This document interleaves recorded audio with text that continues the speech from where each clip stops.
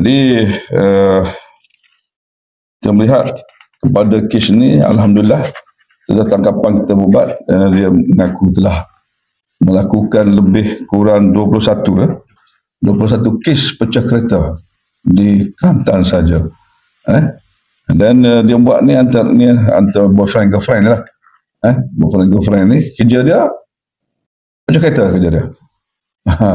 Jadi alhamdulillah semua barang-barang bukti pun telah kita rampas untuk kita bawa ke muka pengadilan lah. Jadi kerugian sekitar setakat ni lah hasil daripada pecah kereta daripada 100,000 lebih lah kerugian telah dialami oleh masa-masa yang dilakukan oleh kes pecah kereta di Kelantan ni. Selesai lah. Dia aktif dah lama ni. Berapa tahun tahu saya? Di Kelantan ni setahun dah. Di Kelantan saja. Lebih kurang setahun dah.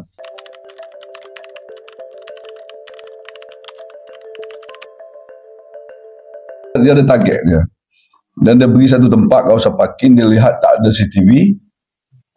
Dia OP di situ dan dia tunggulah target tu. Mana-mana kereta saja. Dia tak kira siapa-siapa.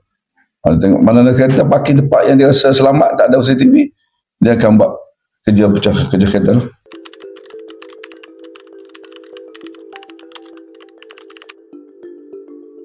Dan dikatakan juga dia telah melatih pelapis baru untuk pecah kereta. Dia pakar untuk pecah kereta. Jadi alhamdulillah dengan tangkapan dua pasangan ni, insya-Allah kes pecah kereta di Kelantan ni selesai lah. Ikut apa dia melibatkan dadah. Ada 3 kes jenayah narkotik. Dia positif dua-dua positif. Pasangan dua-dua positif dadah methamphetamine.